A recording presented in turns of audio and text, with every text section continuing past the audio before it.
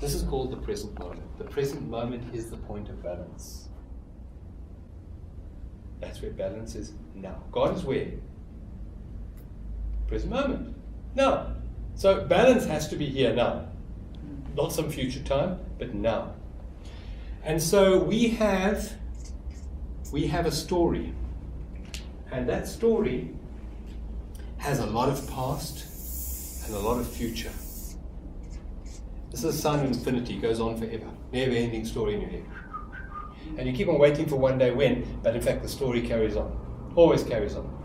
And it's full of all the things that happen to you in life and all the things that you're anticipating are going to happen to you. So that's the past and that's the future. And that's created by memory and anticipation. And it's constructed out of bricks, 60,000 of them a day. You know what bricks they are? What are they? Thoughts. And the sad thing is that 95% of these bricks that build this world for you, 95% are repetitive and negative. And the sad thing is that we create these bubbles. And we live as if these bubbles are more real than life. And life is only ever in the vertical plane which drops through the present moment, which is the now.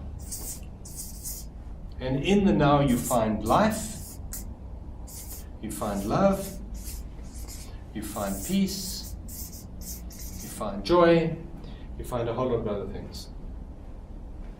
And most people live as if the story progressing from past to future is more important than the reality. If you are in love with someone and you're with them, where are you? You're not in your past and you're in your future. You don't care about their past and you don't care about the future. You're just here in the present moment with them.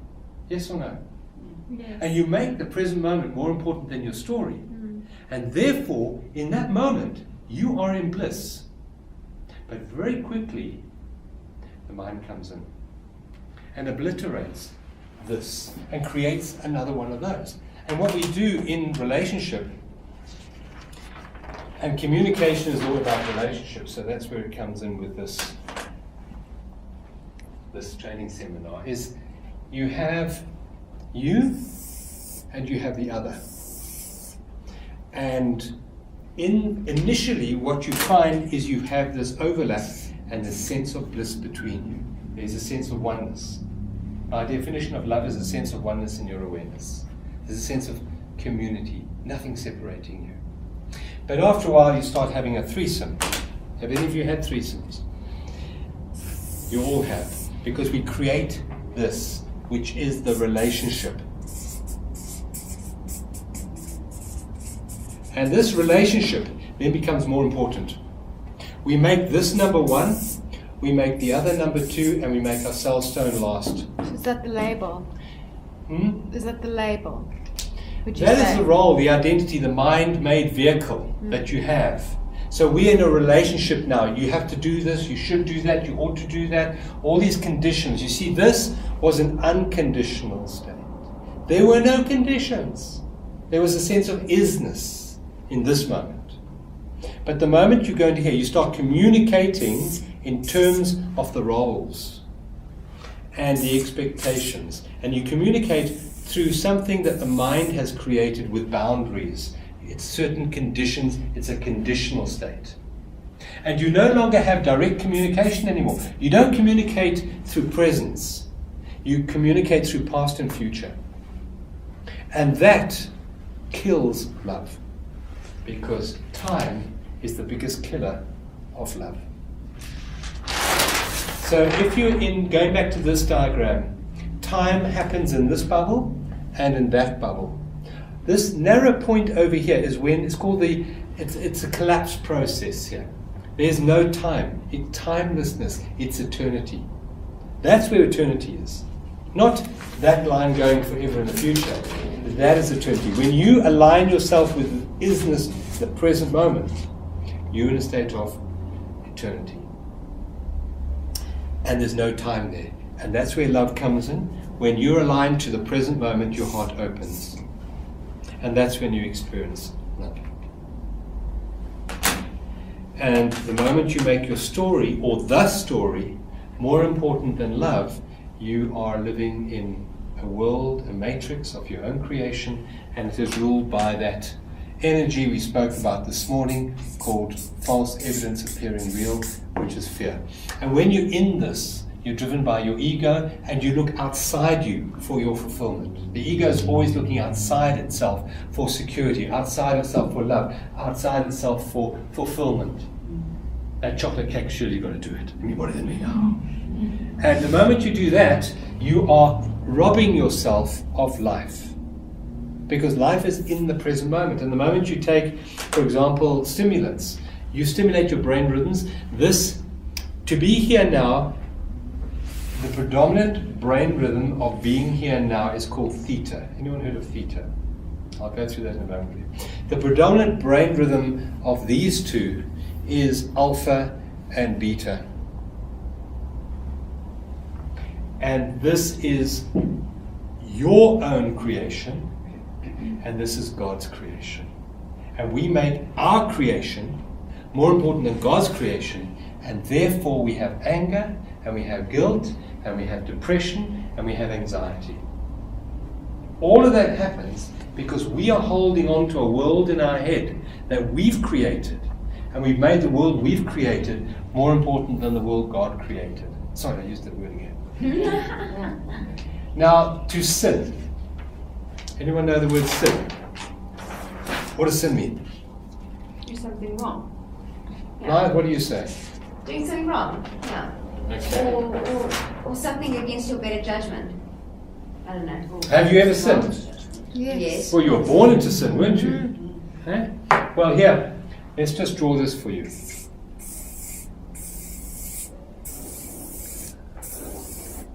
Now there we have a target, right? Bit off center, we have a target. And right in the middle, we have the bullseye, right here. Now, when you shoot an arrow and you hit over there, you've missed the central mark, haven't you?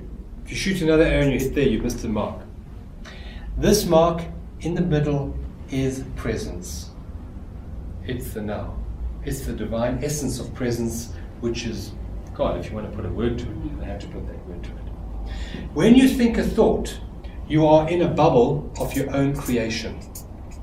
So you might be standing here, but in fact your mind has gone places.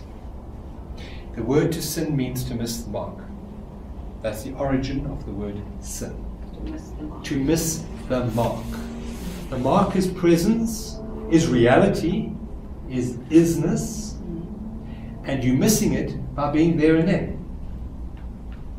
Like Roz, she's gone to Delta. Terrible. I'm dying as well. I don't know what's wrong with me. Maybe you need to put the air conditioning on. On cold? Maybe. On icy? No, Roz, you have a sleep. Don't worry. Thank you. Don't worry. It's lovely to be here. Roz has done a few of my workshops and she's never been to one.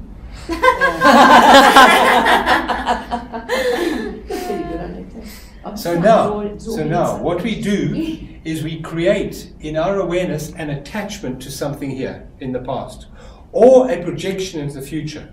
If we project into the future, we may well experience anxiety. And if we attach to something in the past, we may well experience depression or anger. Depression is anger turned inwards. Depression is anger unsuppressed. An unreachable goal. The only way you heal that is not by understanding that, which is what the mind wants to do. Give me some more information. Let me have a few more thoughts here, and I'll sort it out. No, you come back home.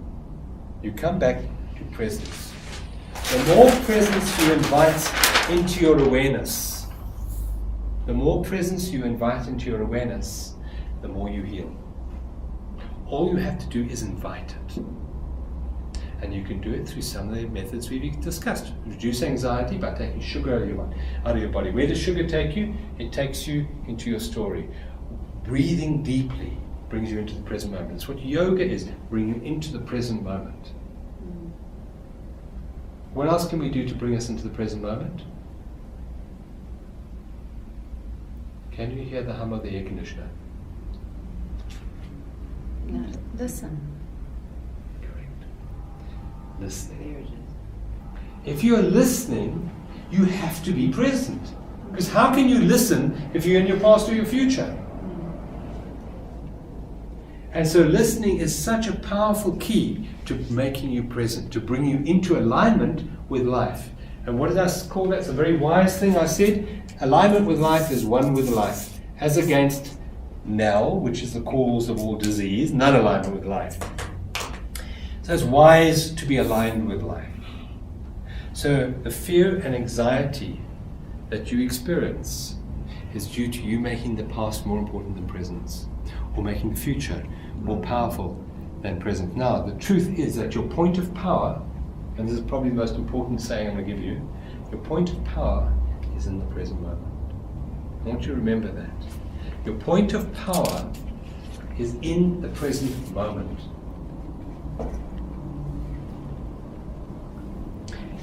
And your enemy, the thing that robs you of love, of life, of peace, of joy, is past and future. It's so obvious when I say it. I mean, you can all see it quite clearly, can't you? And yet we live our lives as if past and future is more important than love, more important than life, more important than gratitude. Because you can't experience any of that if you're not present. How can you really feel grateful if you're not here? How can you feel love? How can you feel joy if you're not present? So basically what you are saying in a nutshell is that we must live now. The truth is you can only ever live now. Don't That's the worry absolute about truth. what's gone and what's coming. Yeah. Because Your you past can't and your change future what's are gonna death. happen. Yeah. Past and your future are death. Death. They're Yeah, dead. I know. So why go there? They don't exist. They haven't got life in them. Have they got life in them? When are birds flying but now? When are plants growing? When is your heart beating? And in essence, like your present, like your moment now is going to create your next move, the momentum. There's a big... there's a so subtle what's going to happen is difference. going to happen. There's a subtle difference, yes. There's a subtle difference between what is occurring in the moment and the present moment. This is a deep thing, so don't try and understand it. The present moment is the basket, the emptiness, which contains the things that are happening in the present moment. So this workshop is happening in the present moment, but the workshop itself is not the present moment. Now the mind will only know objects, so it only knows things that are happening. So it knows this desk, it knows your chair, it knows these words, and it says, this is the present moment. No, the present moment is the space that holds the things that are happening in the present moment. It's the emptiness behind the present moment. But as you start to change your awareness from being object-based to space-based, so there's a peace that arises inside you. And we'll do an exercise to bring this peace into your awareness. Now, you're absolutely right, because the more presence you bring into your awareness, the more peace you bring into your awareness, you create a different future. You automatically do, because the only point of power that you have is in the present moment. The only time to create is now. But when you're so busy living here, do you know what you create over here? The same mistakes. Exactly the same. Because you're giving energy to that, and therefore it has to repeat itself. When you are present with acceptance, and that's what the word forgiveness means. Forgiveness means what? It means to let go of. Forgiveness means that you've been dragging a chair around with you for a long time. You know, I could be happy. Only for that. You know, I really could be free. I could run, I could dance, if it wasn't for this. Do you know what it's like to go through life with this? Have you ever tried to go upstairs, dragging a chair? It's bloody difficult. And also people look at you and they feel sorry for you. Do you know what it's like to have people looking at you always as if something's wrong with you? There's nothing wrong with me, except I've got this. And I can't do anything about this, because it is what happened. So then another thing, So, John. just to interrupt you, All right. Colleen. So, forgiveness means to let go. Let go. But you won't let go while you think this is you. If you think I am the person with the chair, then you won't let go, because hell, I don't want to die. Well, I would suggest that dying is the one thing you need to do. Die to your past, die to your future, so that you can truly live. Letting go of attachment to your pain, to your suffering, will happen. The distance between now and then is just more discomfort. The only thing that's ever real is presence. Presence is God, if you want to put it in that type of terms. And the more you attach yourself to your story, the more you will sin, and the more you will pay the price of sin, which is what? Pain and suffering. And no one's doing it to you. No one's doing it to you. So now getting back to the beliefs, going back to the beginning of your question. If you have an understanding that life is perfect, and nothing can ever happen to me that I will not cope with, because nothing has ever happened in the past that I couldn't cope with, because I have always coped with everything, and I will never be given anything that I can't handle in the moment. You will even die successfully. No one has died unsuccessfully. There is nothing to fear except fear itself. And then you start to hand over and trust. And I would suggest in your case, there's a lack of trust. There's a lack of stepping back into life. There's a need to be something, to control something, to fix something. You've made the in-breath more important than the out-breath. Now we can change, because your point of power is in the present moment. So it doesn't matter what you've done in the past. It doesn't matter what you've attached yourself to in the past. Your power is in the present moment, not the past. And if you hand over to the feminine aspect, which is presence, as against relying on the masculine energy, which is doing, if you stand back, step back in your consciousness, step back into the present moment and breathe out. That is the key to healing. Stepping back into the present moment and letting go. And you will find that your doing will change, and circumstances will change around you in miraculous ways, and situations and people will come to you that weren't even in your play the first time around. Because as you change here, so the world out there changes. And that is the meaning of forgiveness. Forgiveness means to let go of and let love flow. In other words, remember I said you were a knot in the hose pipe, you knotted, and as you open that, so love flows in miraculous ways, because now you are open to the flow of life instead of being protected. I need to protect my heart because it's been broken. In truth, your heart can't be broken. The only thing that ever gets broken is your thoughts, your expectations, your beliefs. That's what gets broken, is your mind. The shoulds and the coulds, that's what get affected, not your heart. Your heart is present. You think it's your heart because you feel the pain here. Because whenever you make your head more important than your heart is hurting. It wants you to come back home. Come back home to where? To presence. What has this got to do with communication? If you're not present, you can't be yourself. You can't communicate if you're not fully present. And so you will choke up on tears, because suddenly it's this shoulds and coulds and ought to haves that are more important. Here there's joy. There's you. When you are fully present, you're expressing your unique energy that divine gave you. Every single one of you here are completely unique. Your fingerprints are not the same as your sister. There's no two human beings with the same fingerprints. There's no two human beings that are created equally. We all have a uniqueness within us. And it is such a disservice to the divine not to shine in your unique way. Absolutely unique. And so it is with this, teaching you to communicate. To communicate in terms of your own uniqueness. We've all got a unique essence to share in the world. Don't try and be like someone else. The worst thing is to think you ought to be like this. I ought to dress this way, walk this way, sound this way. No. God made you unique. The universe, divine, whatever, made you unique. And to celebrate that uniqueness and know that everything is perfect. So if you want to protect yourself, don't build bigger walls. Open your heart to love, because that is your protection. There's a saying from a book in the Course of Miracles, and the saying is that nothing real can be threatened and nothing unreal exists. And what's saying there is that everything in your matrix can be threatened and will be threatened and will be taken away from you, because it's not real. But what is real cannot be threatened. The problem is we make our unrealness more important than realness. And that's the core dysfunction that we all carry around with us, and that's why we suffer. That's what Buddha said. Dukkha is attachment to your story. What did he also say? Attachment is the pollution to love. That's it. Blocks love. Love is all that is. Love is always here. But you just can't align yourself with it. You can't align yourself with life because you're in non-alignment with life. This is non-alignment with life. Now, This is alignment with life. You can see, life is always here and now, and this is non-alignment with life. Now, in Christian terminology, this represents the cross. And the cross represents physical story intersected with spirit. That's where the symbol comes from. It doesn't come from a guy being nailed to something. It was way before. It's been around for thousands and thousands of years. And it represents our journey in the illusion of time, intersected always by presence. You can have no experience here if it wasn't for this.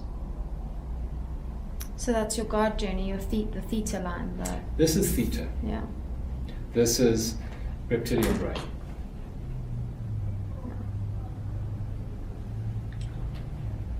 Any questions? So beautifully done. Thank you. Just to make the present moment more important than any story in your head. Now, these 60,000 thoughts won't stop automatically because they've got a huge amount of momentum. They've got 28 years of momentum and probably countless years before that.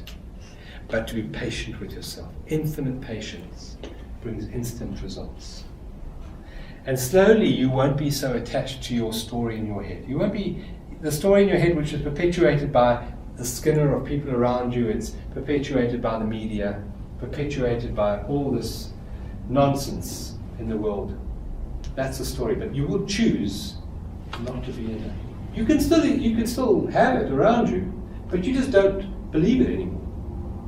Because it is nonsense. If 95% of these bricks that you use to build your story every day are based in false evidence appearing real, how can you believe them?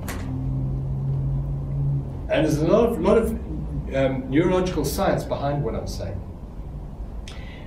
These thoughts, these memories that we have in our head are fictitious. It's false memory. Every time you remember a memory, you change a memory. Every time you pass an electrical current to remember something, in the process of remembering, you alter the neural net. And the neural nets that have been changed the most are the ones that you've accessed the most. So the memories that are most false are the ones that you most remember. Now that's a bit weird, but it's true from a neurological point of view. So if you have memories that you've blocked out from your youth or your childhood or that, you have suppressed them, yes. You have suppressed them. Yes. So it's because they were bad memories, Yes. so you don't want That's to remember right. them. Yes. So is that a good thing? No. You see, there are two ways to dissolve the knot.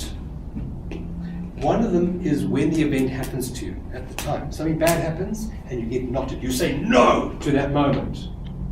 Now, most of us will miss that opportunity because we won't say yes. Because we go into the reptilian brain and we say no to that event. But the second opportunity is you will suffer as a result of that knot. You will suffer, you will hold this emotion in you. And then you will suffer as a result of that knot in you. And then you can surrender to the knot. You can surrender to the negativity that's now showing up in your life. And it may well be in depression. So now you can say yes to depression. Yeah, exactly. So now you can say yes to the noise. Because you create a knot to the noise, and you're going to have to reap the opposite of that. You're going to have this person chewing in your ear for the next 2 years. So you say yes to depression.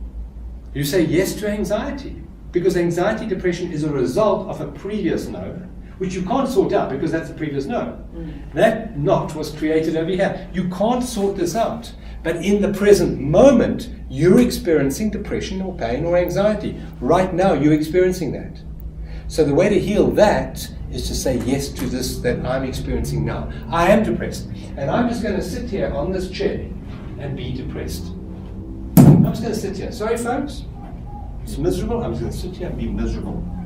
Now, be very careful when you sit here that you don't go there or there. You want to feel. You want to feel what is arising in the present moment. In the present moment, I'm feeling depressed. And I'm just going to sit here and I'm going to feel. I'm going to feel the depression. I'm going to go into, where is it? Oh, is it up here or is it there? It's terrible.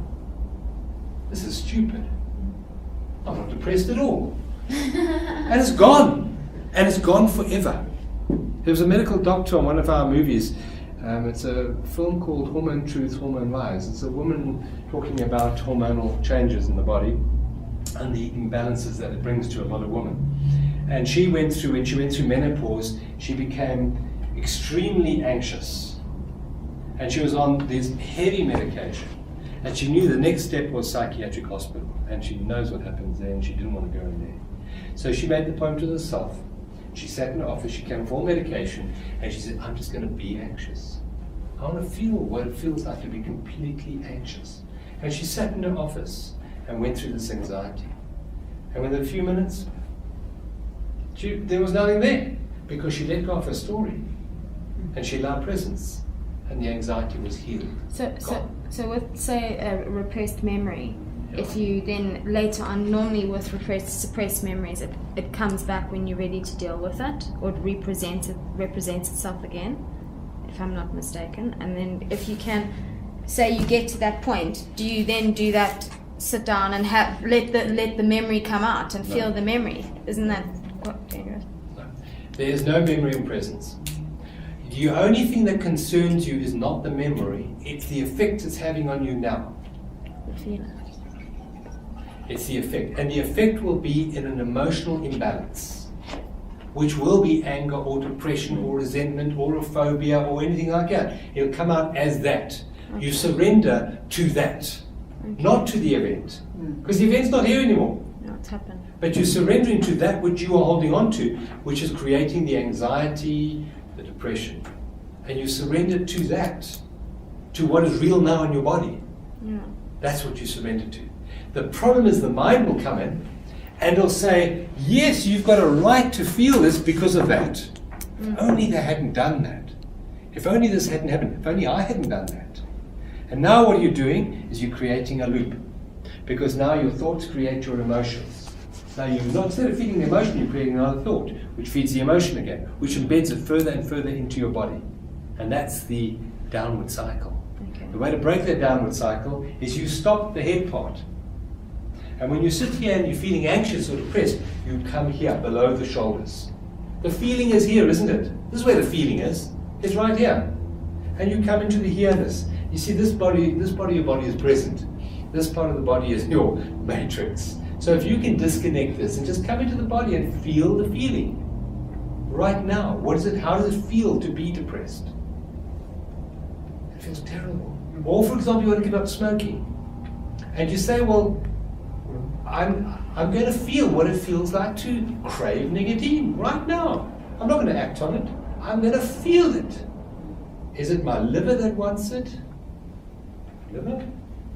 But I'm addicted to smoke. Sorry, no. Come back into my body. Okay, now where is it? Is it my toe? Do you want the nicotine? Oh, no, not really. Hey, I don't crave nicotine anymore. Now, it may well happen that an hour or so later the craving comes back again. Do you set it down? You go back into it. The craving is there. You don't. So if you're angry, for example, you don't get up and punch a pillow. Okay. You feel the anger in you. You don't act, because the acting is the masculine, and I'm wanting you to align with the feminine. The feminine is the listening, and you're listening to your body right now. You're being receptive. You're in a receptive state, not in a reactive state. And in this receptive state, where's the anger? I'm hot. My skin, which is hot? Well, my hands are hot, my legs are hot, my belly is hot. Oh, it's hot. Oh, I'm so angry. Oh, yeah, where is it? It's gone. It's gone. Dissolved. And there's no more not. There's nothing to be balanced in the future because you've balanced it now. Do you eventually break that loop away? You balance it there and then. Okay. You invite presence into your awareness. You make presence more important than your story. And presence is the divine. You think the divine can't balance anything. You think that the divine can't heal you just like that. But you have to want it more than your story. Yeah. If you want your story more than healing, you'll have your story. God gave you free will. You can choose. You can carry the chair around with you and moan and groan about how difficult it is to go upstairs. And I would be happy, and I would be actually, I'd have self-worth of this if I wasn't carrying this chair. It's diminishing me to have this. Your point of power is in the present moment. The only time you're attached to the chair is now. Because the past and the future do not exist. In reality, they exist in your head, I know, but not in reality. Blind is ahead of the game there. What? No, you just weren't here. You just gone into the future, which is fine. Ahead of the game. Sorry. You're always ahead of yourself, aren't you, Blind? I am. I'm always like, while I'm busy doing something, I'll be thinking of the next thing already. You want to heal though, don't you? Yes. You want to invite presence into your awareness, don't you? Yes. You want that peace that you experienced the other day where your legs didn't run anymore. Yes. Make the present moment more important. Yes. And the way you do that is through listening Yes. and cutting out sugar. How many sweets have you had today? Like 1,000. 1,000. Sugar is more addictive than cocaine. But the only way is to feel the discomfort of needing the sugar. You should tell them you don't want sweets on your desk. We normally, when we do our own catering, which we do, Liz provides beautiful, wonderful goji berries and seeds and wonderful stuff. But it's a nice temptation. It's a very nice invitation. But you understand there's a price to pay. There's a price, and the price is anxiety. Yeah. The price is anxiety.